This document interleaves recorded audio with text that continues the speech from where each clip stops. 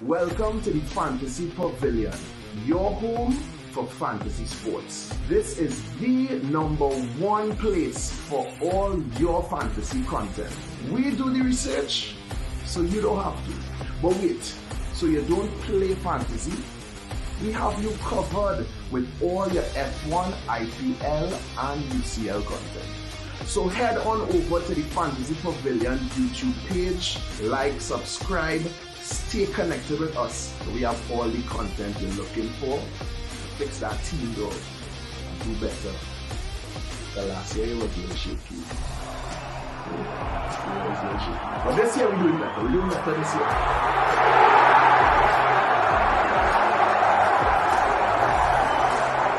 Welcome to the Fantasy Pavilion, your home for fantasy sports.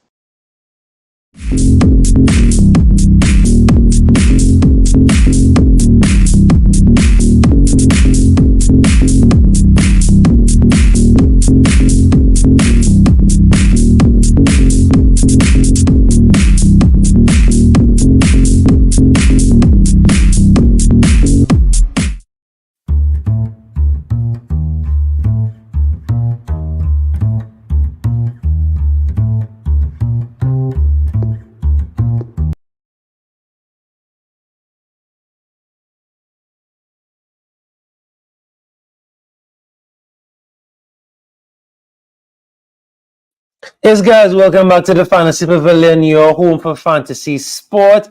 And we're here, of course, to discuss Afcon 2023, 2024. I know it's a bit confusing to some people, but the science behind it, it makes sense. So Afcon 2023. And of course, right now, Morocco's playing Tanzania. That should have kicked off about 6 minutes ago.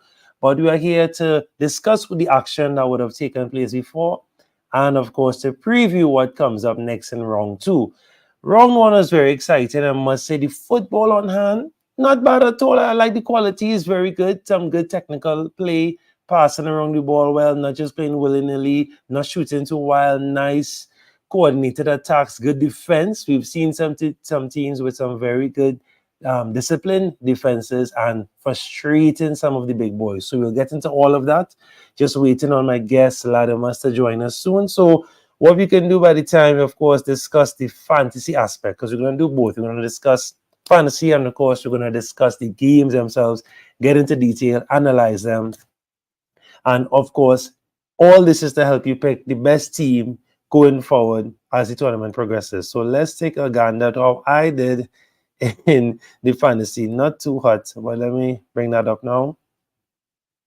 Hope you all had fared better than I did. Some of my players didn't play. Of course, this is what can happen when you're doing knockout tournament football or cup football.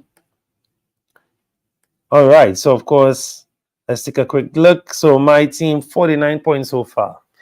I had my strike force.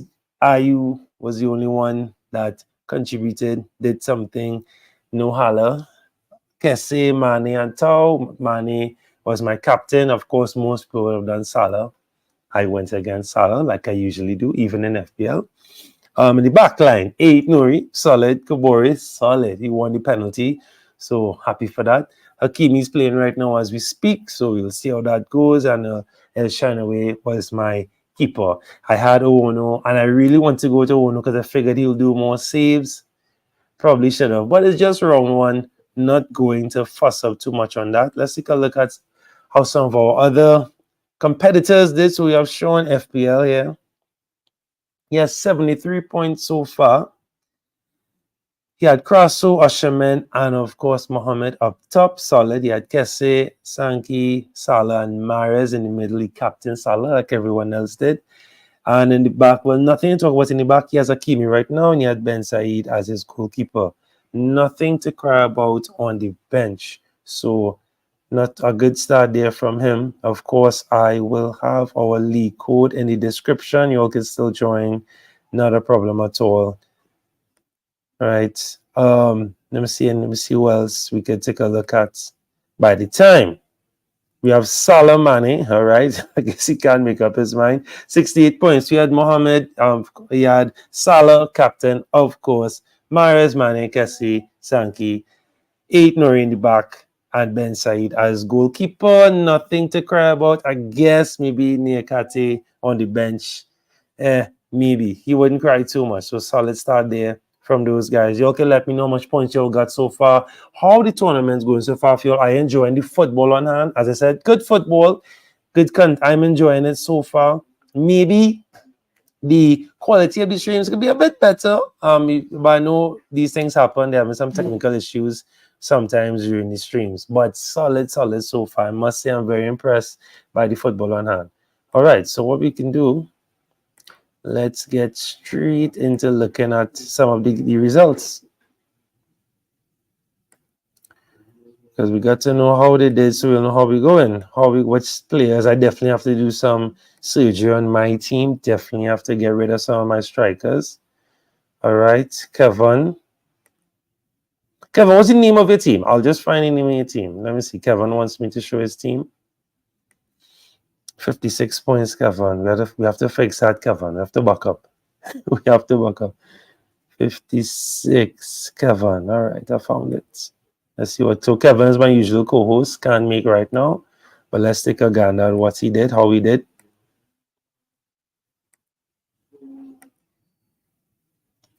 Yeah, found it, Kevin. If anyone else wants to show me their team, send, they could DM me on Instagram, Fantasy Pavilion, or Twitter, Fantasy Pavilion. If you want us to put up your teams, no problem.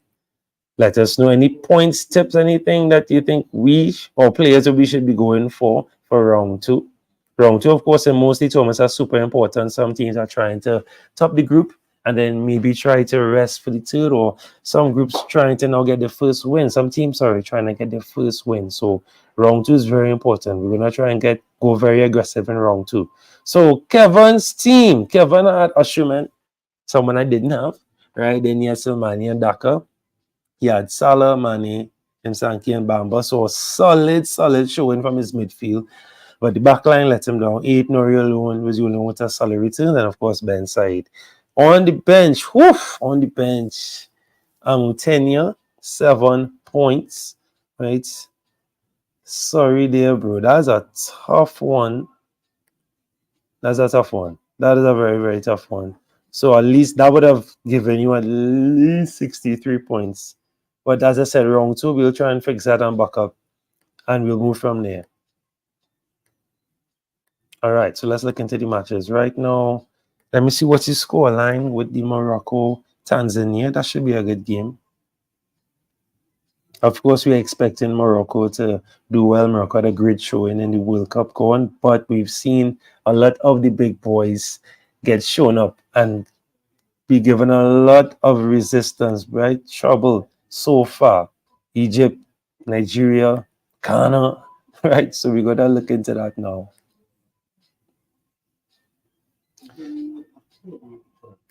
I think just the same amount as Champions League, Kevin. Yeah, just like Champions League.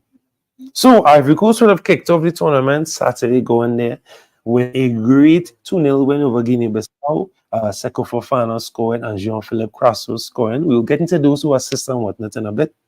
Then Sunday, we'd have had Nigeria play Equatorial Guinea. Now, of course, Nigeria, big team in Afcon.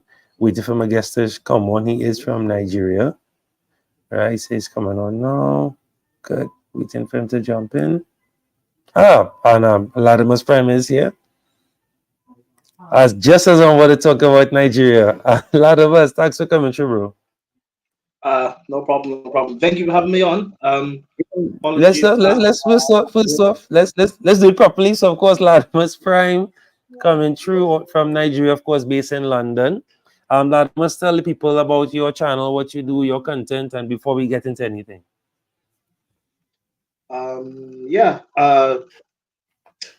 on Sarcasm City mainly. We do a lot of football talk, Premier League, Champions League when it's on, and we've been doing Afcon coverage ourselves. We did a preview before the day before the tournament started, and we've been doing watch-alongs basically every day. We didn't do any today, or no, we're about to do one today actually at the 8 p.m. kickoff. Yes, the later one, right? Yeah, Congo v Zambia. We're about Congo versus Zambia. All right, that sounds good. That sounds good. So yeah, um, thank you for having me on. How have you been? How have you been? I'm good, bro. I'm good, bro. Of course, we did this last time and the 2021 rendition of it, edition of it, and it was good. So of course we're trying to hop back on it.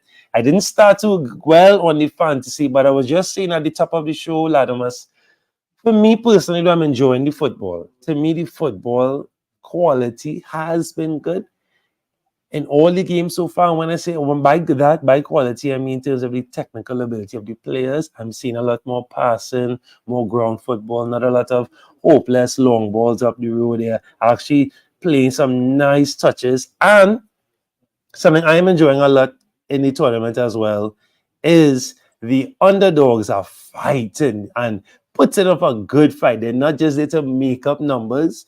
As we could see up on the screen right now, like Nigeria were held by Equatorial Guinea 1-0 and should not have been, but we'll get your thoughts on that, right? Of course, even Egypt barely almost gave Mauritania some history because it would have been the first big win over Egypt almost, but it was definitely a very interesting start so far. Great game so far. I'm enjoying it. FPL fires are great. Good ball playing. Really good.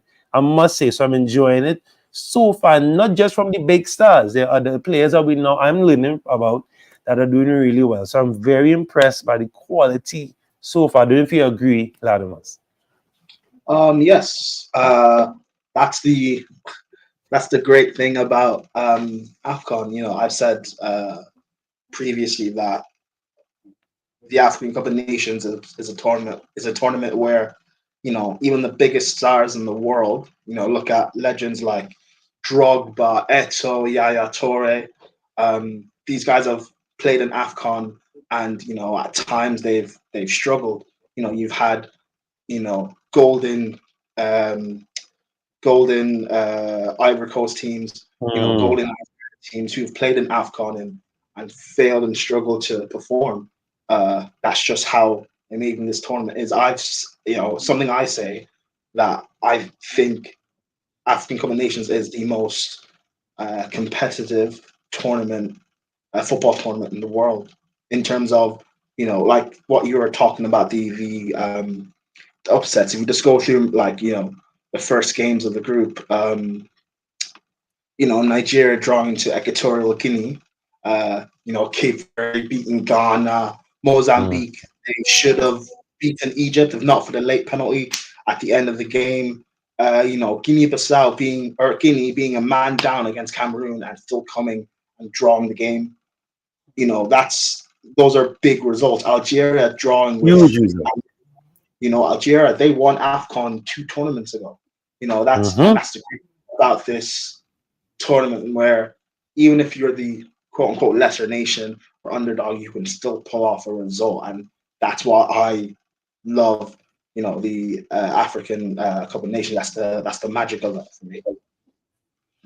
Yeah, yeah. I like what you say, magic. And as as you just call out there, and I made a mistake. Mauritania, Mozambique, yes, okay, and Cape Verde holding, but Ghana did not look good. I mean, there were a few guys. I'll talk about them. There were a few guys that I'm looking at. Like, all right, they tried, really tried. But again, and I know this is something everyone says, even Ghanaians, or they tell me this, that Ghana is normally not that hot. They're still trying, but of course, under the new manager, trying something, they're trying to look good, trying, but Cape Verde did their thing, and I was very impressed, very impressed. And as you rightly said too, Egypt barely got that draw, right? They did not deserve that draw. Really sorry that that Mozambique had to give away that penalty so late in the game, right? We also had, so of course, one of the few games that I guess went according to script. That would have been Monday. Senegal facing Gambia. Papagay, Lamine Camara scoring a brace. Right, and then of course Cameroon. We know Eto was very upset by this result. He was seething in his seat. He was mad. He did not hide his expression, and he even expressed it after the game. He was very upset. Guinea holding on Cameroon 1-0, and they were leading for quite some time. Went into the second half leading, and even went down to 10 men. And I think that is what probably helped Cameroon get back into the game, the numbers advantage. And as you said, Angola with a draw against Algeria. Now, I watched that game. I watched most of the game. This is the first time I'm missing a game right now Morocco is playing. I've watched most of the game so far. And Angola should have won that game. Do you agree or disagree with me? I think they should have won. They should have won. Yeah, yeah. No, I do. I do think they should have won, and they they did enough to get the they did enough to get the draw over the line. But I get like that's the I still think that with their games that they have in their group, I do think with the games that they have remaining in their group, they've got to play Mauritania and Burkina Faso. It might be enough, maybe, for them to get out. Burkina Faso are a difficult team to face. Of They're, course. number of years they've been treated as underdogs, and they've always been able to pull off shock results and go quite far. So that might be difficult. But hey, it's African Cup of Nations is not always easy and straightforward to call. Who's going to win or how far teams are going to go. Because upsets are always there to happen. Yeah, always imminent. Exactly. And then we had, so that was Senegal, Gambia, Cameroon. Now, the reason too I'm upset too with Angola, this guy, who was saying it correctly, you please help me with the pronunciation. There are a lot of us. Mabululu upset me. He had chance after chance to kill off Algeria, put them to bed, right? I remember when this same guy who scored for Algeria, he scored an offside goal because I think it would have made it 2-0. It was right after, I think, their goal. It wasn't too long after. And then Angola got into the game, and they had a lot of chances, and they should have won at least 3-1, at least. Right? And again, from previous tournaments, Angola was not that hot, but again, improve. A lot of these teams that we have seen in the last tournament, at least for me now doing my research and following African football, they were very, very, very solid. And as you said, Burkina Faso over Mauritania, 1-0. They were fortunate as well because that game could have gone to 0-0. Mauritania had some good chances too. They played well and defended very well, I must say. They defended very well. They frustrated Burkina Faso. And they also worked Burkina Faso's goalkeeper. He had at least 2 or 3 vital saves he had to make. Otherwise, it could have been a different result. Ladimus could have been way different. So as you said, these teams are doing well. Could argue the same. Mauritania should have got at least a draw out of it. Burkina Faso's goalkeeper Kofi, he's a good goalkeeper. He plays in the Belgian league actually. Okay. So he plays in Europe at a decent standard, and he's a good goalkeeper, experienced, 27 years of age. But yeah, Burkina Faso getting out of that with the late penalty, very, very late penalty. So yeah, that should when they end up facing Algeria, I wouldn't be surprised if they're able to get a result. I wouldn't be surprised if they're able to, if they don't. I don't think they'll lose against Algeria. Yeah. But I found the penalties a bit harsher, but we won't get into that. But finals a bit harsh. It was a harsh penalty. It's a bit harsh. Yeah, but it was harsh. Yeah, it was very harsh. Because I'm a referee myself now, recently did the course and everything, and also I'm looking at everything with a keen eye now. I'm looking at football differently, and I was like, no, boy, that was. But I guess that was just a bias. Just in me, just the underdog bias in me. And I was like, I feel hard done for them because they really would. And they didn't park the bus. It was end-to-end football. They played well, but so it goes. Namibia, with that one must have broken Tunisian hearts. They played well too. Tunisia should have at least scored. They had a few chances, but Namibia were resilient, did what they had to do. And a nice goal, nice ball into the area, header, goal. And I thought it was offside initially, but it was clear onside. And yeah, big up Namibia. And then of course Mali, the team I back, they were up, they won 2-0. Now this game, I was bittersweet about this game Ladimus, because in my fantasy, I have Tau from South Africa. Did my research. He's a big guy. He's good. Da, da, da, da. When South Africa got the penalty initially, he didn't. He was not going to take it, and then the last penalty switch and gave it to him. So of course, I was excited. I was off my seat, waiting for the goal, waiting for points, and then of course we knew what happened. It went into orbit, right behind Sergio Ramos' own, and I was like, ah. And he had a chance right after again, but he didn't have a good game in terms of the end product. But Mali doing their thing, scoring, That winning. was I don't know if you would. I mean, like I'll ask you your thoughts. Do you think that has been the biggest upset so far? Whew, the Mali South Africa. I don't know if I'll call that an upset because Mali has been in solid form recently. So, but you will know better. But for me, knowing the history, yeah, on paper, I guess yes. But I think it would have been a bigger one if Mali lost, because Mali recently, to me, they've been the better team. Just South Africa have that name. South Africa have that name. But I guess I didn't see it as an upset for me. I saw it as a convincing win from the team that deserved to win. Because South Africa, barring those first opening minutes and the penalty, that was it. Mali dominated and took control of the game. And they were one of the few teams I could say that dominated a game in this tournament, barring Senegal. And then against Senegal had the numbers advantage. So I guess if you want to say on paper, because it's South Africa, yeah, but I was not surprised, honestly. I was not. I would have been shocked if South Africa won going into the game. Because I said back in Mali, so I did a research and following them, and they had a great qualifying as well, too. So I would have been a bit shocked if they lost. That's me, personally. I would have been shocked. Because I was expecting them. I was expecting Mali to win.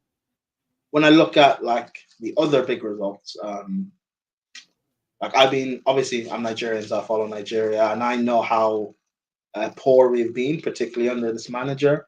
We have going into this tournament, our last 5 games. I don't think we've won our last 5 games. We've drawn 1, lost 4. I think we've gone behind in every game. Our last 5 before this tournament, and we have like a 39% win rate under him, which is terrible. And I look at Ghana. Even though they were my slight dark horses, just based on, I think Ghana have a very talented squad. Yes, the likes of Kudus. Like I think they've got a talented squad, but they don't use the manager in charge, Chris Hughton. He doesn't use the squad probably to the best of his capabilities. You got Bukari, Inaki Williams, Salisu. You should be able to get more out of that Semenyo. But yeah, I think in terms of upsets, I was expecting Ghana to struggle against Cape Verde. I was expecting Nigeria to struggle. Even Senegal, I was kind of expecting them to struggle. But South Africa losing 2-0, and again, maybe because I haven't keeping up with Mali, you have, so it doesn't surprise you. Yeah. But for me, I wasn't expecting South Africa to lose 2-0 completely like that, completely dominated, and just played off the pitch. I was not expecting that. Yeah, definitely. No, Mali have been playing really well, and I hope that they could reach far because they've been playing really well. And South Africa not terrible, Are Mali, who are your favorites to win Afcon? Are Mali in it, or do you think they're dark horses? Oh, well, if we're talking favorites, I think Senegal could do the repeat. Yeah. I think that not just because of that performance, because what impressed me the most too, Mane was a bit invisible. That impressed me the most, and I'm not saying it's a good thing, but it will sound strange, but I like to see that when a team has such an iconic player and he barely had any part to play in a 3-0 victory. Not saying, yes, he assisted when I'm not saying no, but to me, he was a little invisible. Not as invisible as Salah. Salah was super invisible, right? Except for the pen, of course, right? But You to me, they are looking very good. And Ishmael Sarr, I think he is going to be very instrumental once he stays fit throughout the tournament. He is going to be very instrumental in them reaching far, and I dare say winning the World Cup. I mean, sorry, the African Cup of Nations, winning the tournament. I dare say winning the tournament. What, Mali? No, Senegal. Oh, Senegal. Yeah. I've Yeah, got because Senegal. Ismail Sarr was in fine form yesterday. Fine Yeah. form. He was in great form. Yeah, I've got Senegal, Ivory Coast as my two picks. Okay. My Yeah. dark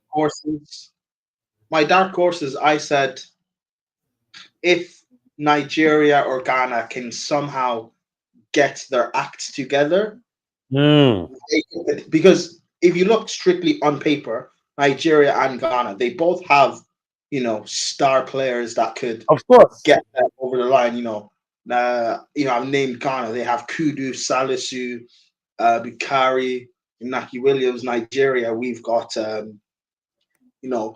Iwobi, Yeah. Bassey, Oshimen. We individually we've got the players to do it, Firepower. but we don't have the manager. We don't have the cohesion as a squad. We don't have the unity, which Because you have the firepower for sure, for sure. if they can go far, potentially, who knows? You've spoken a lot about Mali, so that there'll be a team that I will keep an eye out for, see how far they go, and I'll be watching their next game closely. Yeah, definitely. Watch them. See, now they qualified at the top of their group, right? They scored 15 goals, won 1-5, lost 6. Yes. Right? So they're definitely a team that could score. They're not shy in front of goal, and that is something dangerous going into any tournament. So definitely. Morocco are 1-0 up against Tanzania. Oh, nice. Thank you very much. Letting me know who scored. Roman Saiz. Saiz. Yeah. All right. All right. Roman I think Saiz, I forgot about him. Roman Saiz. He plays in the Saudi league, but he used to play at Wolves, didn't he? Right? Yes, of course, at Wolves. Correct. At Wolves, yeah. In the back for Wolves. All right. So what we'll do now? What do you think about Morocco? Because what they did at the World Cup and shocking the world, and by getting that, do you think they can bring that form into Afcon and win it? I don't see why not. No, I'm not to be that guy, Ladimus. Thank God I do YouTube, so there's proof. Right? If you remember Kevin, my normal co-host for this show. Yeah. Both of us were the only ones that was saying, please be careful from saying we had a World Cup preview. Watch out for Morocco. People laughed at us, and we told them that the African team is going to do well, and we said Morocco is going to reach far. People laugh. Not saying that we know football, we're the best, but because of what we do here with you, it helped with our research and to look at the teams really well. And our African research on point now. We're not saying we're great yet, still learning. But for that World Cup, especially as the Afcon was right before it, was so fresh, we were saying Morocco could reach far. And they did brilliant. And I see no reason why they can't do it again. Why they can't repeat it in this bring you form here. Yeah, that's actually massive credit to you guys because for calling Morocco to get that far. Because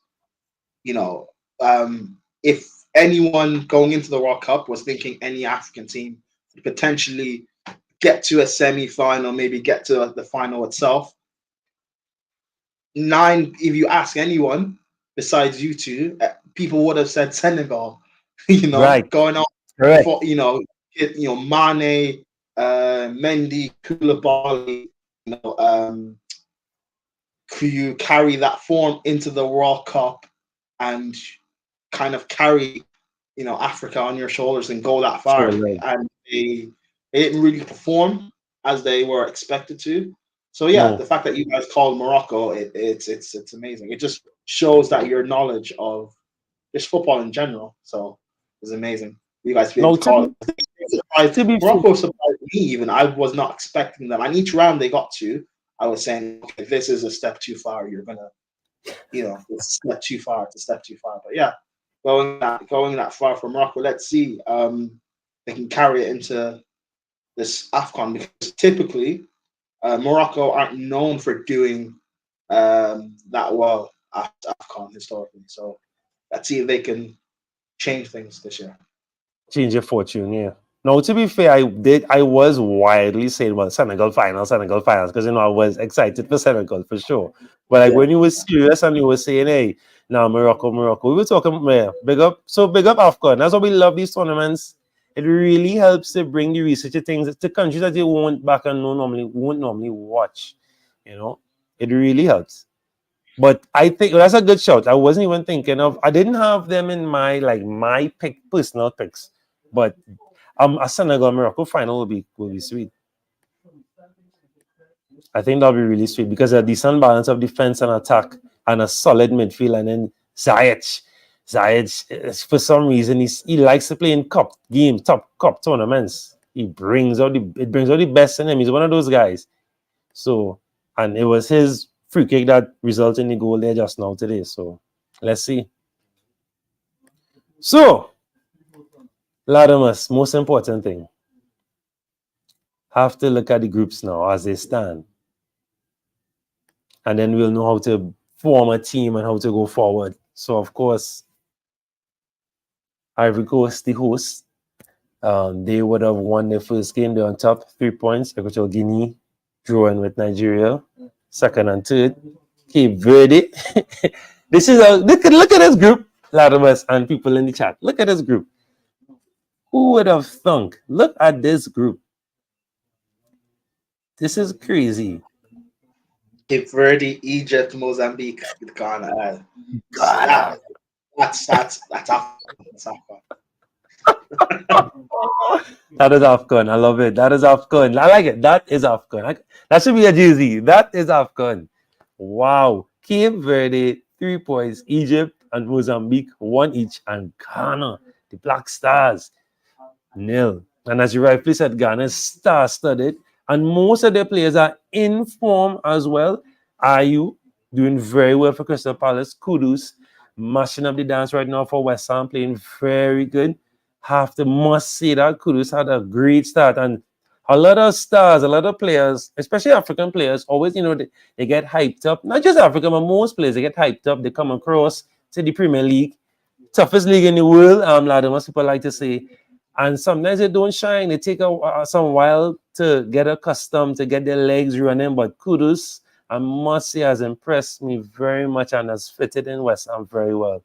So hopefully, but I know he has a slight knock coming into the Afcon. Hopefully he can do something for Ghana. That'll be nice. But if this could stay like this, Cape Verde, Egypt, that'll be amazing. And Cape Verde will hopefully be hoping they could avoid a big team in the next round if they get through. But of course, it's only round 1. We're not rushing it, Ladimus, right? But it's exciting. I love to see the underdogs, man. Because Cape Verde did not do so well last time. So look at them now. Of course, Senegal, Cameroon. So Senegal first they locked up shop. And of course, they had the numbers advantage in their game. Gambia was shown a red card. Cameroon and Guinea throwing. Cameroon need to buck up, need to work on that. They need to be a bit better in front of goal. Burkina Faso first with 3 points. Algeria and Angola 1 point each. And then Mauritania last. Burkina Faso with their win, doing what they had to do. Mali, look at this group. This is a crazy group because, of course, if you're looking at Tunisia, pedigree, international pedigree, great players. They stunned Spain one time ago in the World Cup. The big team. South Africa, again, another big name that we know, household name. And then we have Mali and Namibia top in the group with 3 points each, both winning the opening games. Most important, always want to have a good start in any tournament, any knockout, any sport. You want to have a good start. And of course, Morocco is playing right now against Tunisia. They're up 1-0. So far live, they will be on 3 points. So solid from there. Craziness. As I said, that's Afcon. We just say that, that's Afcon.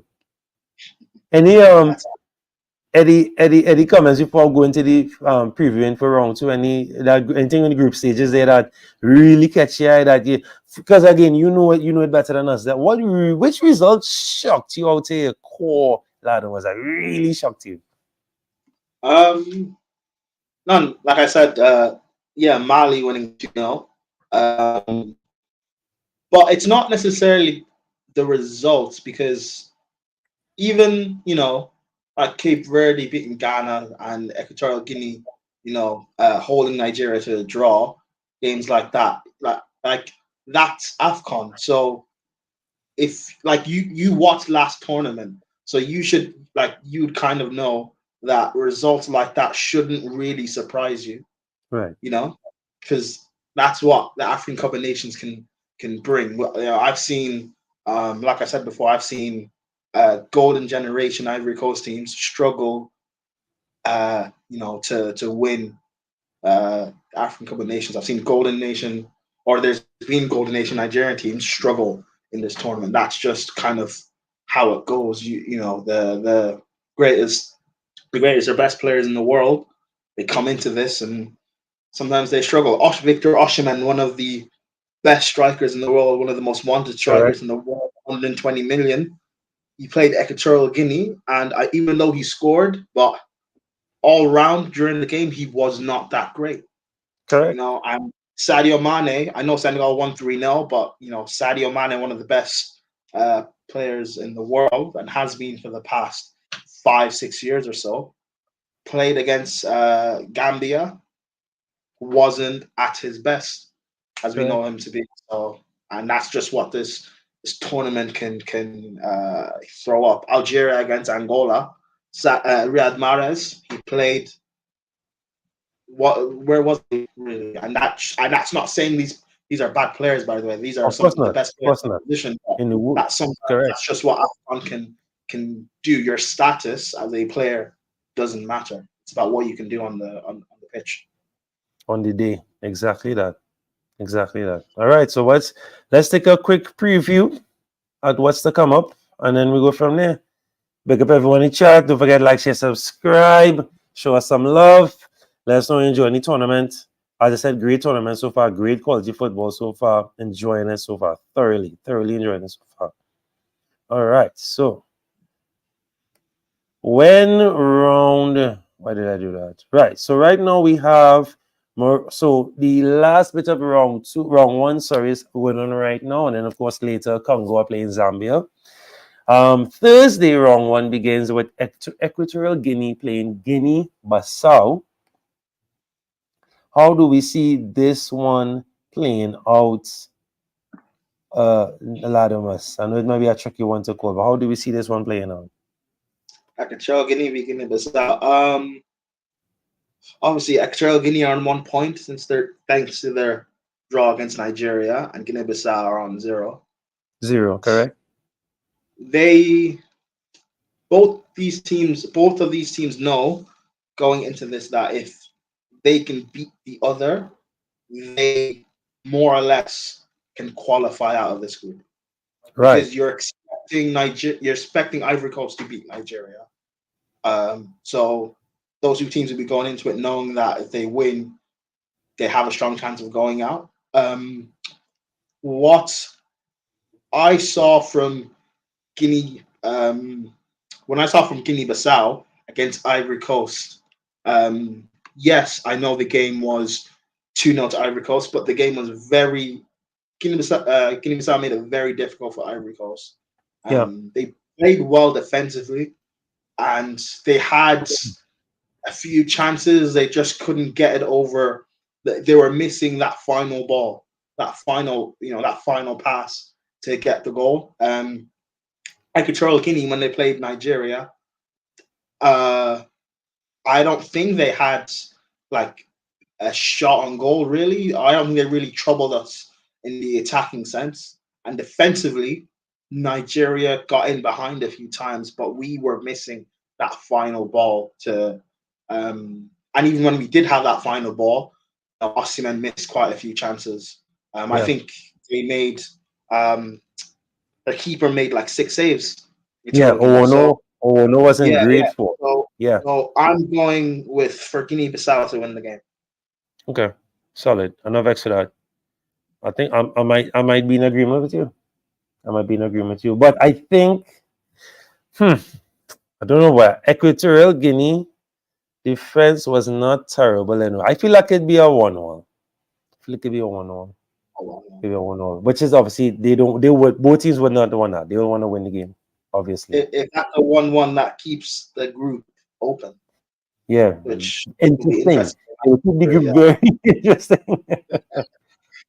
Speaking of interesting, I know you don't want to. You can talk as long as you want on this one because I understand. I understand. Of course, Nigeria will be taking on the host, right? That's a big one. Taking on the host, Ivory Coast. Didn't mean to rhyme there. Now, of course, Ivory Coast started off really well. As we said, yes, 2-0. Sometimes those results flatter the winner, not always a reflection of how the game went. But some key players from Ivory Coast to highlight that played well. Of course, Jean-Philippe Crasso. Hope I'm saying that correct. Please don't be afraid to correct me, Ladimus, if I'm misspelling, if I'm butchering some of these names. Of course, Seko Fofana, a next one to look out for, next player that I think you could highlight or keep an eye on for the going forward from Ivory Coast. These are some of the key guys. Kessie had a good game as well. We know all of us know Kessie had a real good game. So these are guys to look out for and pay attention to from Ivory Coast, the danger men.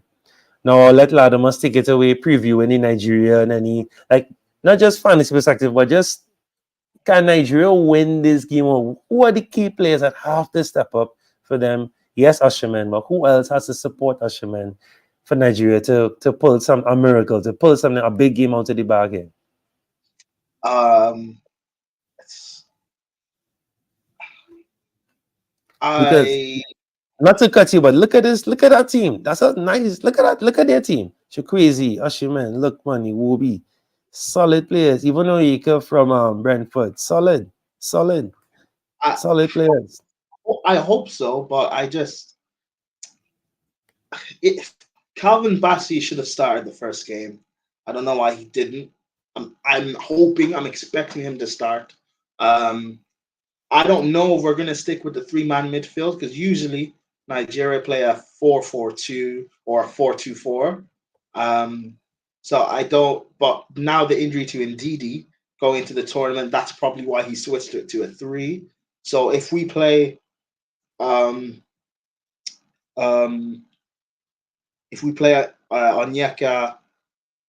Awobi, and Aribo, that's a lot of midfield control in there.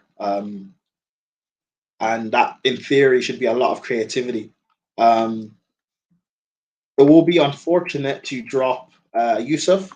He played in the opener and he was quite decent, I guess, putting out fires. But if you really want to try and, we really need to win this game. So maybe it'll be best to play Onyeka as the deepest midfielder in the 3, maybe, and play. I don't know. I think he might switch to a 4-4-2. I think in this game, and I even said this pre-tournament that, because Nigerian fans, Ahmed Musa has been in the squads for years, and it's probably maybe time he's retired, but he's probably in there for experience. And I said going into it that he won't start the first game, but playing Ivory Coast in the second game, he will come in for the experience. And I think we'll switch to a 4-4-2, and Luckyman will get dropped, and the 2 up front will be Oshiman and Musa, just to add some support. And I'm going to say we win the game 2-1 because I'll back my country, but I'm not. Of course. I'm not saying that with the utmost of confidence. I'm just saying that with hope. Yeah. I'm taking the hope in Ivory Coast at spells. They deserve to win against. They deserve to win against Guinea-Bissau, but at spells in that game, they weren't always amazing. Guinea-Bissau tried to put them under. They played well defensively, So at times they're difficult to break down. And Guinea-Bissau tried to put them under pressure when they had the chances to go forward. So my hope is, if we provided the service for Osimhen, he can score. He scored in the first game. Probably should have got 2 goals actually. So if he can turn up in this game for us, if we can get on the ball more, we play Bassi in defense, and our wingers, their decision making switches on. Chukwueze, he's a guy who I praise so much. I think he's a very talented young player. His decision making now, that needs to start clicking in. He had a chance when he came on against Equatorial Guinea where if he had went on his right foot and scored it towards Osimhen scores, the game ends 2-1, and we come out of that with the win. But he tried to cut in on his left foot. So it's just the little things there that make the big difference. And that's what Ivory Coast did. The little things made the big difference for them. Because I think so. I don't know. I'm going with the win. I'm going 2-1, but it's not. All right. It's not a confident 2-1, but it's more of the spirit of Afcon. Anything can happen 2-1. Afcon. Correct. Correct. No, as you said, it's Afcon. I love it. It's Afcon. And Nigeria have the firepower to do it. They just need to get it done. I fully agree with you. Whew. One big game after another big game. So Thursday is going to be electric.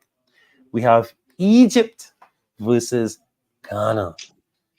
Big game. Okay, yes, I. Yes, I. But this is a big game on paper, right? I'm just joking, but this is a big game. And big in the way that Ghana needs to get their first win. And also Egypt. Let me say that one more time for those that are now tuning in, don't know what's happening, thinking Egypt is just cruising, right? Egypt and Ghana are chasing their first win of the tournament. Now, I know there's some people out there that will be happy to see this position. They'll be happy to see Egypt in this position. They'll actually wish Ghana win because there's some selfish FPL players out there. One of them was in the chat just now saying, hoping that Egypt get knocked out early so that Salah will be back. You see the kind of thinking, lad? No, Salah knows, Salah's I mean, I'm a Chelsea fan, but me being honest and not biased, Salah's, we all know Salah's a phenomenal player. He's been phenomenal for Liverpool for how many years he's been there, leading them in title race, win the Champions League and everything. But when maybe, Premier League fans or English fans or European fans may not feel this way, but when you are, when you're South African, when you're South American, and when you're African, those two continents, winning something for your nation, doing well for your nation, makes a big difference. For example, Didier Drogba, all the wonderful things he's done at Chelsea, Premier Leagues, all the goals he scored, big games, winning the Champions League. A bit of a mark on his name is not being able to win the African Cup of Nations. That is a big achievement. John Obi Mikel, all the great things he's achieved. He's won multiple Premier Leagues, won a Champions League. Correct. But the biggest thing, the praise, is the fact that he's won an Afcon. Same with Sadio Mane. He's won an Afcon, regardless of what he's achieved at club level. Being able to do all for the country, like that is a massive thing. And I know Liverpool fans will want him to come early and get knocked out, but Salah, he will want to do well. He will want to win it for Egypt, especially considering, I don't know if people know this, Egypt are not a small nation in Africa. They are the biggest nation. They've got the most African Cup of Nations with 7. Yep. They are the biggest. They got, I think, it's definitely, it is the most. I think. It is. It is the most. I mean, Nigeria have got 3. Ghana have 4. Egypt have the most African Cup of Nations. They are a big, they are big, huge nation who have been. I know they got to the final last tournament, but previous years they have been underperforming. In the early 2000s, they won 3 Afcons on the bounce. That's not been done before. So if Salah wants to go down in the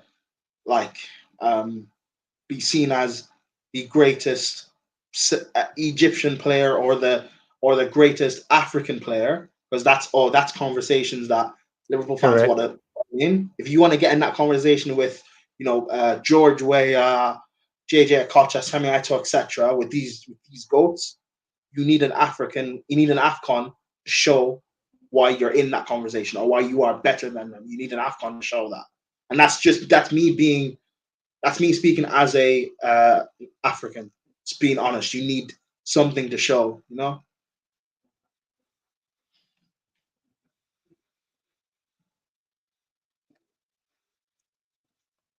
Okay, broke up there a little bit.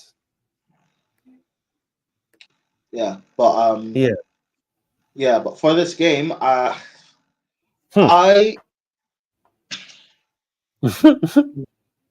am is Kudus fit? Is he That's fit it. to play? We're still waiting on information on that. That's the Nah, thing. because like a lot of it, I don't know. I'm thinking if Kudus was fit to play, I'm thinking that I thought if Kudus is fit to play, I was thinking Ghana might get the win. But it could be Well, another draw. what Could they're be a saying is what. So I'm now checking it. So he's set to return for Ghana's Afcon match against Egypt after participating in full team training. So set now return. Obviously, as you know, as anybody watching football know, that may not mean he may start, but he may be on the bench.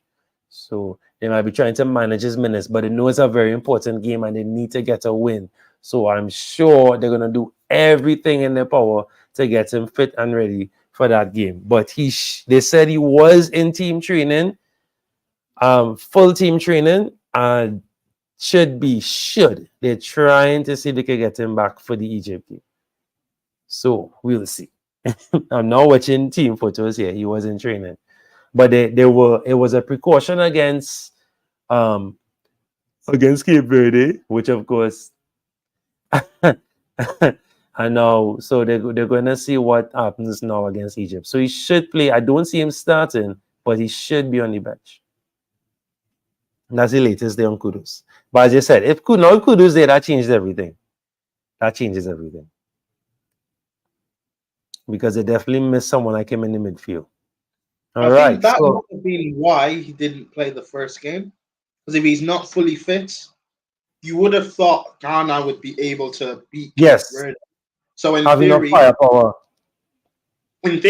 don't risk him against Cape Verde and then bring him in against Egypt. So I don't know.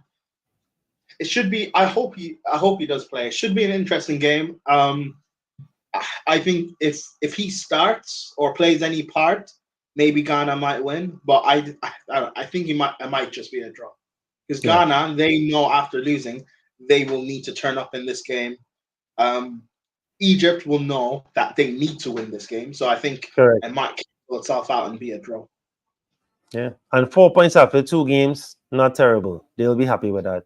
And of course, Cape Verde, let's not discount them if they win their game, right? But and we're going to talk about now. Cape Verde is going to play Mozambique, and if Cape Verde could beat Mozambique, well, it will be very interesting because they will definitely have one foot in the next round, or at least a big two in the first round, if they could go on and pinch a win against Mozambique. But we saw Mozambique against Senegal. So Cape Verde probably licking up their chops and probably hoping that they could do something against Mozambique. That should be an interesting game as well. Very, very interesting game.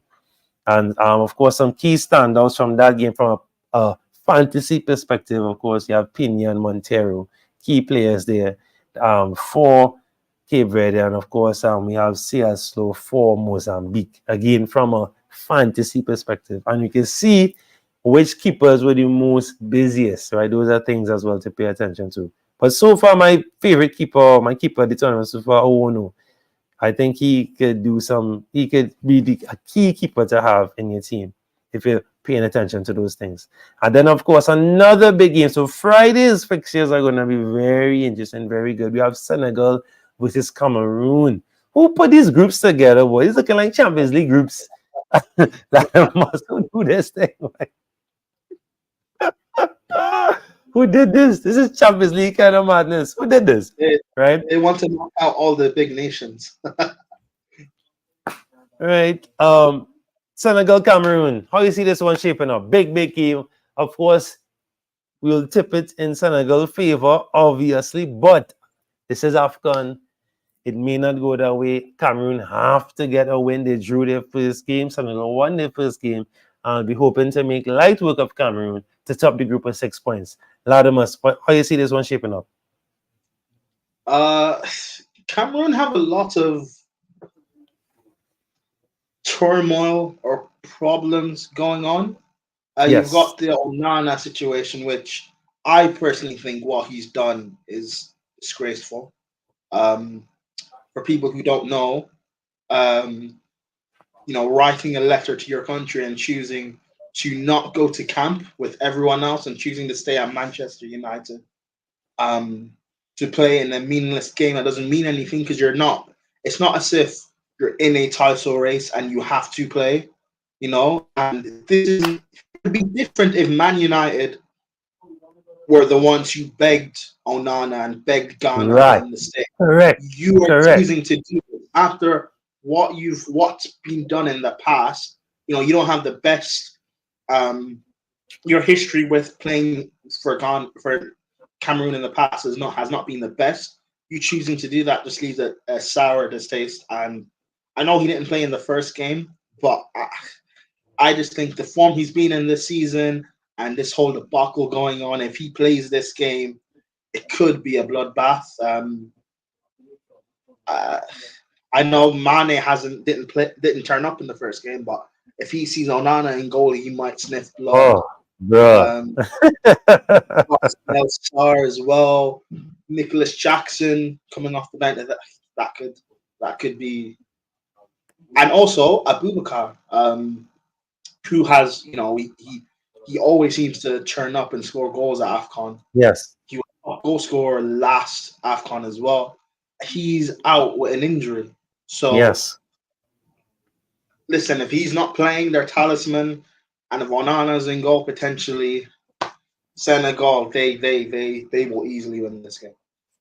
Now, I want to highlight a few things. So Cameroon are riddled with injuries. I want to put that in perspective. They're Newcastle right now, right? They have no bench at all. So that's why a lot of their players would have run right down to the 80th minute, and then they would have brought on some of the youngsters. They are dong to it. Right, as you can see, their top player for the last game was in Kudu. That's why I love this. I want to pick up this site, whoscored.com. One of the sites I use for my previews, for helping with my fantasy picks, helping with just me learning new names, learning football, awesome the way they break down everything. So they take your stats from the previous games so you can see who was the best performers from the last game. Very, very easy to follow. So as you can see, Kudu would have been the top player. And after that, just 6s down the road, except for Magri. Whereas on the other side now with Senegal, Mendy, I must say, Mendy was in good form. He had some saves he had to do. Because I haven't seen Mendy in a while. Ladimus said if you still follow him, if you still write him love letters, I don't know, right? I don't know if you still, because you would do it better than us, right? But Mendy looked good. He looked like prime Mendy before the craziness at Chelsea, right? Prime Mendy. I'll show you shaking your head, but he looked good. He looked good. Mane, as you can see, 7.4. Camera was on fire, right? He was in the pick of all the goal creation, did really well. So, as you said, if Camera, Star, and Mane see Onana, they're not even gonna warm up. They're just gonna do some light jogs around the field, and they're gonna say, "Bet, all right, guys, bet." Yeah, and what impressed me with Senegal is they're changing formation. Last Afcon they played it was like a 4-3-3. Now they're playing a 3-4-3, a 3 at the back, which is very interesting. Yes. And I think it's good showing that tactical flexibility, not staying stale. Yeah. Rigid. Listen, I think, again, it's a reason why they're one of the favorites. It's not just based on the talent they have, but it's how the squad works and the cohesion. So, yeah, I think they win this game and they're done. They've qualified. Yeah, I think so. Easy peasy. Easy peasy. All right. And as you rightfully said, Onana staying back, and not even a game that, like let's say they were in the top 3 and they were 3 points off the lead or stuff like that. And they didn't even want to win the game. They could have lost the game. They could have lost the game. So hilarious. Very hilarious. All right. Of course, we have Guinea playing Gambia. That's the next one coming up. That's on Friday. Of course, Guinea would have drawn their game and Gambia would have lost. So 2 teams trying to see what they could do to rectify and get their first win of the tournament. Bayo for Guinea, a key player to look out for. Then we have Barrow. I know Barrow. Barrow was solid in the last tournament. He was very solid, very instrumental in any goal creation for Gambia last tournament. So it's a key player to keep an eye on. All right, moving right along. A nice one, very nice one. So Saturday's action, we have Algeria versus Burkina Faso. That should be a very, very, very, very good game. Of course, let me see. So I won't have the previews for that yet. But Algeria versus Burkina Faso. Sorry, how you see that one playing out? That should be a good one. And of course, Algeria need to win. Burkina Faso could draw a win, and they'll be should more or less be safe. But of course, we want to be they want to be positive and go for the win. This is a good one. This is a good test here for Algeria. Yeah, Algeria versus Burkina Faso. I think it will be a difficult game for them. It will be a difficult game for them. If people watch Afcon, they will know Burkina Faso. They tend, when they play, particularly the tougher sides, they tend to make it very difficult for them. They've been doing this for years. I remember when Nigeria won it in 2013. We played them in the final, and they ran us down. They ran us down. Nigeria did not have the best of final performances. We won it, thankfully, but yeah, they were very difficult to play. Mahrez, he should be the difference maker. Algeria have a good. They've got a good spine in particular. We had Mahrez. They've got Yusuf Attal, who has for a number of years always been linked to Premier League clubs, linked to Chelsea. They got Atinori, who plays for Wolves. Bentaleb, Benacer. So they've got a good spine. Yeah, correct. I'm going to say they win, but it's not going to be easy. It'll be very difficult, but I'm going to say they win. I didn't see that one coming. I don't know. I feel I'll give it to Burkina Faso. Yeah. I can see it. I mean, it'll be extremely difficult. Even if they do get to win, it will not be easy. It will not be easy. No, definitely not. But I think their key weapon will be Kabore. Kabore has been playing really well in the EPL. He had a great game yesterday, and I think he'll be key to frustrating the defense of Algeria. And then also we have to big up Kofi. Kofi put down some really good saves, and we expect him to be busy. We expect Algeria's striker to be putting him under pressure, and I think Kofi will be the difference maker as well for keeping the goal, that score line, to a frustrating low score, and Burkina Faso could eke out something. So we'll see, but I definitely think Burkina Faso could cause some issues. And but maybe they will start Traore this time, maybe, because he of course got the goal. It was a penalty, yes, but maybe they might start Traore, maybe, or they might go with the same team that they started with. But Utara needs to step up. Utara needs to step up. He needs to put in a bigger shift and help his team. But if these guys step up, because they have some good caliber teams and good guys with Premier League pedigree. If these guys really push and put in a good game, even Iago played well too. If they could put in a good shift, because the defense put in a really good shift.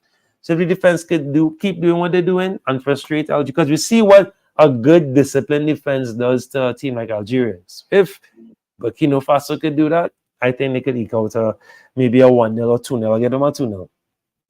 I see them winning 2-0. 2-0? Yeah. I see Burkina Faso beating Algeria 2-0. Yeah, bullface.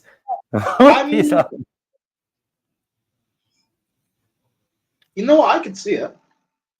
Listen, I know some bullface. Faso are so difficult to play against. So yeah, 2-0. Yeah. Yeah, I can listen. Listen, it's tough. I've learned from previous Afcons not to underestimate Burkina Faso now. So yeah, I won't argue against that. I won't be surprised. I won't be surprised. Oh, I know shocking there. And then of course Mauritania versus Angola. Solid one there. And Mauritania, let's just look at where they are with the group stage, with the group stuff. Right. So Mauritania and Angola. Angola, we saw that now, of course, they were a bit wasteful in front of goal, but we saw that Angola could score one. At least they have in terms of XG and what, they had the chances. They had the chances. So they have to do something here. And of course, they have a point. So having a point in a knockout tournament first game, very crucial, especially if you could go on to win your second game. And then if Algeria loses to Burkina Faso, that would be great for Angola. They could go up second. So I will give Angola the edge, but they have to work on their execution of scoring in front of goal. They have to work on the clinical finishing. They have to work on that. I don't know how you see that one playing out, Angola, Mauritania. Yeah, no, I agree with you. Angola will get to it. I agree with you. Yeah, they definitely have to work on they have to be a little more clinical in front of goal. They have to work on that. And then of course Tunisia, Mali, big game, another big one. I'm hoping Mali can win this game. I don't think it'll be easy though, but I'm hoping that Mali will win this game. Tunisia will be out for blood. They have to go full pelt. Mali would have already won their game, 2-0 to Africa, and of course Tunisia lost. So we'll be hoping that I'm hoping because of course I'm back in Mali, hoping that Mali could do something in this game and give Tunisia a run for their money. Key players, of course, Doumbia for Mali, and then of course, please help me if I'm pronouncing this correctly. Ladimus, I want to say Sinya Yoko, right? Key guys, and of course Traore, one of the key players on the wing. Those are some of the key guys, and of course their goalkeeper. They have a solid team, and they didn't lose much of their players from the last tournament. And of course, as I told you, they topped their group coming into this tournament. Only 1 loss, 5 wins, 15 goals for. So they are a team that can score goals, and they're one of the few teams that won their game comfortably. Right? Of course, they would have been. They've got Suma and Haidara as well. Yeah, I didn't even talk about this Suma. I being disrespectful. Yes, of course. That's how good it is. You know what? I will agree, and I will say, I will say they. Actually, I'll say draw. I'll say okay 1-1 draw. Just because I know from experience from last Afcon that Tunisia can cause an upset. They knocked us out last Afcon, so I'm gonna say draw. I'm gonna say draw. Yeah. Okay. I'm not upset with that. I'm really not upset with that. That's fair. All right. So we're moving on. So that's Mali. Now, of course, Sunday, some games. So Morocco playing right now, up 1-0 along in Tanzania. We expect Morocco to beat Congo. Right? We expect that. don't want to underestimate Congo. We have to see Congo play, of course, but we expect that win. And then, of course, waiting to see Zambia play today against Congo, so you'll have a better idea of how they fare. But that's a difficult one to call, I guess. I don't know what you think. I know it's a tough one because we haven't seen them play as yet. But based on what we know, who are you edging now? Edging as a draw as Zambia, Tanzania. Zambia, Tanzania.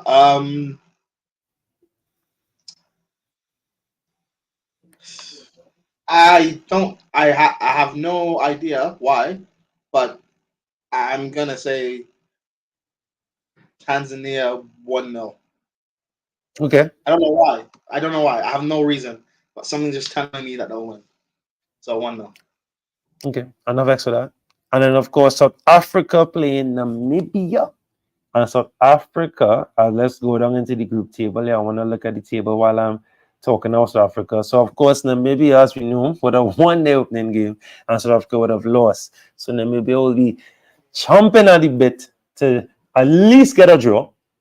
A draw would be great for them, right? But, of course, they'll want to go for the win and push. And that will potentially knock South Africa out of the tournament. And already, Ladimus, we have a few key teams that could already be out by the second game already. You have a few key South Africa is one, Ghana is one. If Ghana go on to lose, Cameroon might be safe even if they lose, but they will be dependent now on other games. Even Egypt could potentially be out early if they lose and if Cape Verde win their games. So it's some interesting results. But South Africa versus Namibia, how you see that one playing out? South Africa versus Namibia. South Africa, particularly how the first group game went, they need to win, and not being able to see how, they need to win. I'm gonna go draw.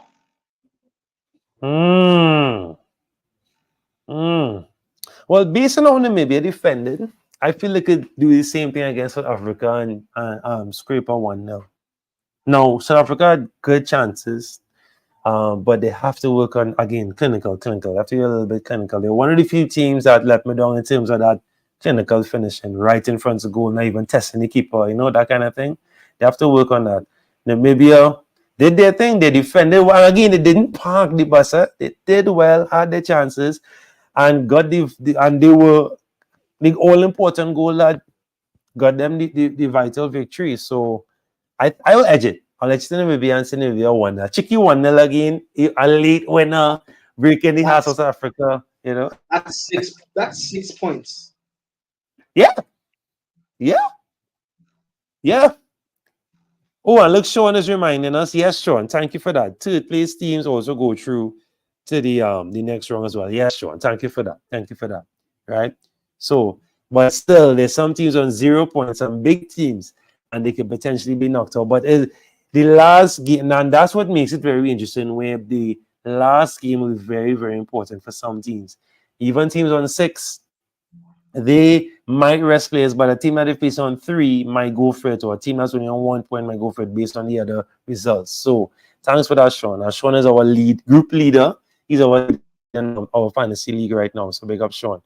So yeah, as we winding down, of course, just over an hour there, solid show. I hope that you were thorough enough for you guys to and highlighted a lot of key players that are doing well, and of course some of the underdogs I can pay attention to. Some of the underdogs or so-called underdogs or so-called teams that we won't pay attention have some great games coming up, so you can potentially, some of them too, Ladimus, would have played the hardest game first, and then on paper, based on the play, some of them who won, like Namibia, now have 2 okay-ish games that they could go on to win. Cape Verde could go on to win 2 games or win on a draw. So there's some key teams, some key players there that you all can pay attention to. Don't forget, you have 2 free transfers to use for the next round, right? I didn't want to make this episode too much about fantasy. I wanted to analyze and break down and discuss the players, and hopefully some players that we brought to light will, help you all in your next team selection. But most people, I think, should be fine. I'm Sean, if you're still there, what's your game week? What's your match? Your round two, I should say. I say game week. Let's say game week two. Your game week two plans. What's your plans for game week two? Anybody in the chat, you can let us know what's your plans. Now, I'm gonna ask Ladimus to use his knowledge of the game, of the continent, right, to criticize and critique my team, and of course laugh because Ladimus, I just this team is terrible. I need to do some surgery on this team. So as you can see, Ladimus says Halle, Ayu, Mamouche, right? Kessie, Mane, Tau, 8 Nori, Sais who just scored there, so that will save my blushes a bit, right? Kobori, I have Akimi, hoping Akimi can do something as well, and El Shenawi, and then on the bench, Owono, Ibrahim, Utara, and Kudus. Hopefully Kudus will be back. You are here saying wow already. I know Ladimus, terrible, right? Somebody's picks. Right? I did not know Halle was injured at the time. I just went based on right. I know Halle, bringing Halle. I did a little research, as you can see, on the defense and the midfield. And that paid off okay, but my attack needs some work. I know what you're going to say. Why no Usherman? Why no Salah?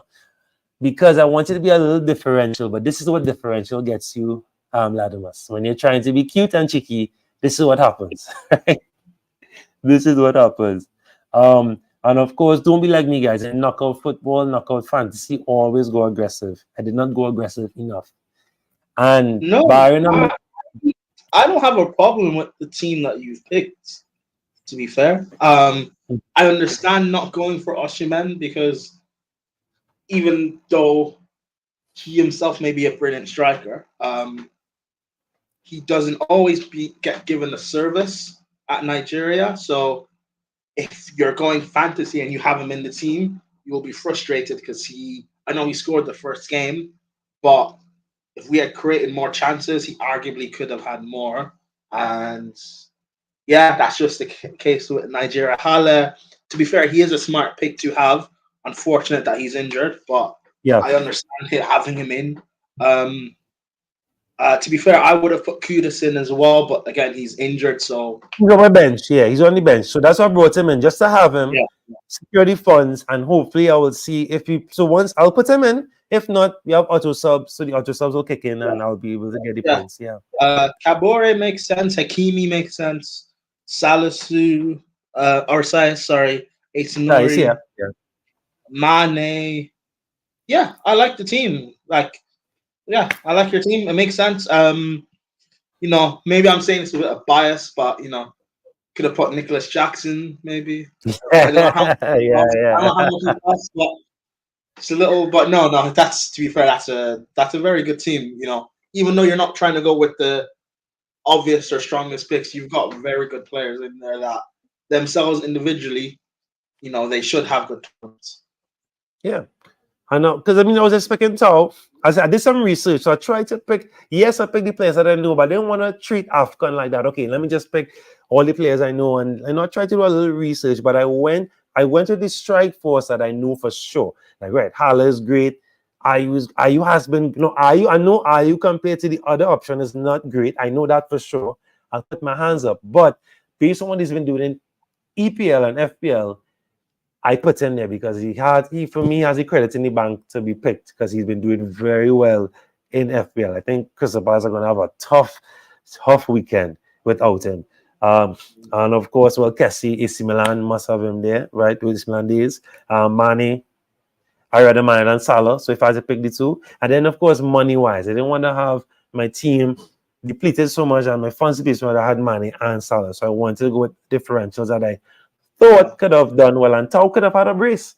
So maybe in the next game he might buck up and do something there. But in terms of my plans per se, maybe get rid of Halle. Right, I may go. I get rid of Halle. I may definitely bring in Kudus for Tau. Maybe bench Tau. Maybe, or I can play a 3-4-3 and maybe. But again, my defenders have done well, so it will be tough to bench the defenders. I may go and I may start Owono. I wanted to start Owono. That was the game plan. It just didn't work out that way. That was the game plan. I was going to start Owono, but I ended up going with El Shanawy. And you see how that played off. But big up Sais helping me out right now. Hopefully Hakimi could do something in this game. I really hope you guys that we would have highlighted a few key players that you can look out for. This site that I'm using, whoscored.com, there's a very interesting thing that they do for each group. Each group they have a 11. So they have a group A stages best 11, group B stages best 11, very solid. So I want you guys to take a look at that. So like for example, right now and there, a group stage is 11. Let me bring it up for you so you can see. Let me bring it, and then this is how we'll close off the show. I want to thank Ladimus. Ladimus, of course, you'll plug in. What you're doing, I know you're going to do live watch along later. I'll tune in. That's on Twitch, right? Yes, I'm doing one at 8 p.m. UK time, so we'll be starting 15 minutes before or so. So Right. yeah, 7:45 UK time. I could actually give you the link if you want, All and right. Yes. Nice. Nice. I'll people to put it tune in. in. Hold on. Yeah, man. Right. So, what I really love this site, whoscored.com. Big up the guys who created this site. So, this is their group stage best 11 so far. Of course, it could change after Morocco's game, but this could give you a solid idea of guys to look out for who to play, who to put in your fantasy team, who have been playing well so far. Of course, based on fixtures as well too. Mali goalkeeper Diarra, and in the back there, of course, Mali's defender Traore, who we spoke about. Um, Talbi from Tunisia. Help me out here, Ladimus. Don't leave me. Jiku, right, from Ghana, defender. Burkina Faso's Yago. Again, talked about him, when you were breaking down the round. Equatorial Guinea player, Salvador, right? Kamara from Senegal, of course, he has to be there. That's no surprise. Doumbia from Mali again. And Kudu from Cameroon, sorry. Mohammed from Egypt. And then Sinayoko from Mali. Now, as you can see, Mali is dominating this 11. But of course, you can go on whoscored.com and it breaks down each match for you. The previews, it will show you which the tactics of the team, who holds the ball more, who defends more. I think it's very, very comprehensive. I use it for my FPL fantasy, I use it for my Bundesliga fantasy, all the fantasy. This is solid. It's very, very solid. One of the best sites I've ever come across. It is especially for something like Afcon. I'm glad because some of these tournaments get neglected. Let's be real. So I'm very glad that there's a site that has all this information like this. Very solid. So yeah. So we could look to sign up there. I want to big up Ladimus plug. Let us know. Right. So Ladimus put the link there in the chat. Tweet it to me as well. So I can put it in our description as well. Right. Inbox it to me. So so of course they are playing Congo later, and Ladimus Prime is going to be doing the watch along on Sarcasm City TV. So check out that live stream. I want to thank Ladimus for coming through. Ladimus, plug yourself and give us some final thoughts on the Afcon so far. Let us know what you're expecting, what you're looking for. Of course, remind us your favorites. So of course, I'm seeing Senegal. No, I want to get a final prediction. So Senegal, Morocco final. That's my final. Let me hear your final, and then give us your final thoughts before we close off there.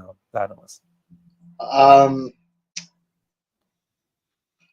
actually don't know. I haven't done the the predictor where you can put who comes out of the group and where each knockout round and who will be facing each other. I haven't done that predictor yet, but Of course. my favorites to get to the final. Like I said, Ivory Coast and Senegal. Those would be everyone's favorites. I think Burkina Faso could go far just because of as underdogs. Mali, because of everything you said, I'm not keeping an eye on Mali to do well. That's probably about it. I'm just enjoying the tournament, and every time I'm because last Afcon was the first African Cup of Nations that was around since I started doing being on YouTube and everything, and I was amazed by the support and people who were actually tuning in to watch. And this year as well, again, I'm surprised and amazed by the support that content creators are giving and watching and seeing people discuss it on the timeline. And yeah, if only it's unfortunate that it was in terms of the UK providers, that it took them so long to actually start showing to secure the right to show Afcon, but at least they're showing it, and I hope we continue to have a great tournament, and we get a few more upsets, and I just love the tournament. So thank you everyone for always tuning in, and I hope to see some of you guys in the chat for the live that I'll be doing for this game and for the rest of the games during this tournament as well. Yeah, and hopefully we could do one together. I mean, I'll be able to join first of all, jump in the chat for sure. Hope we could do one together because we did a few watch-alongs last time as well too. I haven't had the time to do them, but I've been watching the games. I've been watching every game. This is the first game I'm missing because I can't have a screen where my screen is on the next side to watch it. But this is the first game I'm missing, the Morocco game. But as I said before, great tournament so far, enjoying it, especially for the fantasy, very exciting. A lot of new names to pay attention to, and great scouting. Of course, I want to shout out the chat. Red card for to Tanzania. Second yellow for Notavius Moroshi. Oh no! Well, boy, yeah. We see what happens after red cards. We've seen what happens after red cards in this tournament so far. Yeah, Novatus. Yeah, for a tackle on Onahi. Oh, as you said that too. So Salah received a yellow card, guys. You know that's -1 point. So, right, you know what that means, right? You know what that means. And yes, so now red card there, and he's a key player too in the midfield. So that's tough. Hopefully that doesn't. People remember Morocco already 1-0 up, winning. Yeah. So there's been quite a few red cards this tournament. Yes, they've been. I'm not to say they've been super reckless, but it's always, most of them have been like this: one yellow and second yellow, that kind of thing. Yeah, but some of the guys are just too quick, and when by the time they make the tackle, too late. I don't know if it's because there's VAR in this year's Afcon, so I don't know if referees now are being a bit more strict and not letting things go as much to why there's so many red cards going. But hey, it makes things interesting. I think Tanzania. I mean, I don't know. There's about 20 minutes left. Morocco should be able to see this game out, but again, it's Afcon. You never know. Tanzania might get a late goal. Yep, and we've seen sides with 10 men score, so it's not far fetched to predict or imagine that could happen for sure. I think to the referees in this, as you said, not maybe because of VAR, but I must say they're brave. They're brave. I've not seen them cower. I've seen them make the call, stand up with the call, and of course, if VAR intervenes and fine. And I like that VAR. Now that's not what VAR is for in the Premier League only, but for some, but I like what is happening here in Afcon and all the other leagues, EPL. Just saying. Anyway, but what I'm happy that the VAR is communicating with the referee. Sometimes you see an incident happen, like so the penalty, for example. That penalty it was yesterday. All right, it was about maybe 3 or 4 minutes after, and the VAR called back the referee and said, "Hey, you should look." And they were not just telling him, "Hey, that's a penalty." They were saying, "Go look at the screen." And I appreciate that. I rather that. Yes, it takes away time from the game. I know this, but I rather that the VAR officials say, "Ref, I think you should go and look at the screen." And I've seen that so far with most of the decisions. As I said, the pen was sore for me, but at least it was not just, "Hey, that's a pen boom." They said, "Hey, go look at the screen." Even for some of the card decisions, I think there was a card that had to be rescinded, and I'm happy with that. So I'm happy with the officiating so far. So we're better than the one last time, the guy who cut the time short. Remember that, Ladimus? That was hilarious, right? Afcon being Afcon. It just shows. I mean, all the money and the entertainment factor and everything of the Premier League, best league in the world, and Afcon is showing how to use the VAR properly. It's amazing to see. I agree, definitely. So I want to just thank my guests, thank all the guys in the chat. Don't forget, please like, share, subscribe to keep us going. Of course, check out Sarcasm City as well on YouTube and on Twitch. And of course, well, as usual, guys, wish you all the best. Don't forget to check all the players we highlighted. Look back. I'll try to timestamp it. I need to work on that. Very lazy when doing that. Need to work on that. But of course, I'll put snippets on our Instagram and our Twitter as well. As usual, may your captain score a trick, may keeper keep a clean sheet and save a pen. Wish you all the best. We do have green arrows in Afcon, but may arrows be green, right? And may you do well in the mini league, guys. Take care. We will see you all in the next one. From myself and Ladimus signing out, and we hope you'll enjoy the tournaments going really, really well. Tell your friends to watch it. Have nothing. Winter break right now at Premier League, taking some Afcon. Even Asian Cup, that's going well. I've been watching that as hard, but that's going well to a lot of goals in that one. Goal fest. But the Afcon is doing well. Great football on show. Right. So take care, guys. Thanks again, Ladimus, for coming through. Happy picking, guys.